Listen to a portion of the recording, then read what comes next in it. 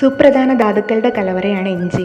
ഇഞ്ചി എന്നും നമ്മുടെ ഭക്ഷണത്തിൽ ഉൾപ്പെടുത്തുന്നത് നന്നായിരിക്കും.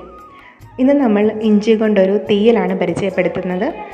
ഇഞ്ചി ഉള്ളിയും അതിന് വേണ്ടിയിട്ട് കൊത്തി അരിഞ്ഞ് വെച്ചിട്ടുണ്ട്.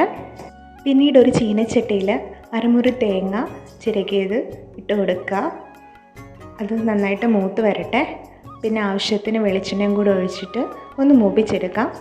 വെളിച്ചെണ്ണ ഒഴിക്കണം നിർബന്ധമില്ല. തേങ്ങയുടെ എണ്ണമയം അനുസരിച്ച് വെളിച്ചെണ്ണ ഒഴിച്ചാൽ മതി.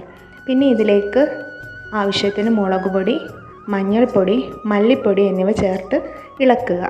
തേങ്ങ ഒന്ന് മൂത്ത് വന്നതിന് ശേഷം മാത്രമേ പൊടികൾ ചേർക്കാവൂ. ഇപ്പം നമ്മുടെ തേങ്ങ നന്നായിട്ട് മൂത്തിട്ടുണ്ട്. ഇനി അതിലേക്ക് അല്പം കറിവേപ്പിലയും കൂടെ ചേർത്ത് ഇളക്കുക. ഇപ്പം തേങ്ങ നന്നായിട്ട് ആയിട്ടുണ്ട്. നമുക്കിനി ഇത് അരച്ചെടുക്കാം.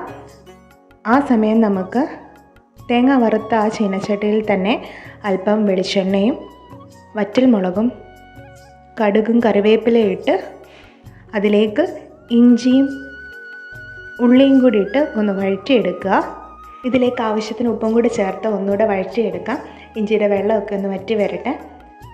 ഇതൊന്ന് മൂത്ത് വരുമ്പോഴേക്കും ഇതിലേക്ക് നമ്മൾ കൊത്തി വെച്ചിരിക്കുന്ന തേങ്ങാക്കൊത്തും കൂടി ഇട്ട് കൊടുക്കാം. തേങ്ങാക്കൊത്ത് ഇട്ട് കൊടുക്കണം നിർബന്ധമില്ല.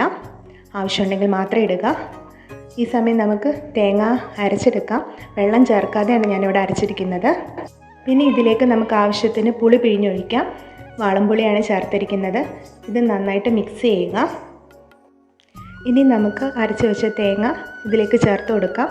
നമുക്ക് ആവശ്യത്തിനനുസരിച്ച് വെള്ളം ഒഴിച്ച് വേണം തേങ്ങ മിക്സ് ചെയ്ത് ഇതിലോട്ട് ചേർക്കാനായിട്ട്.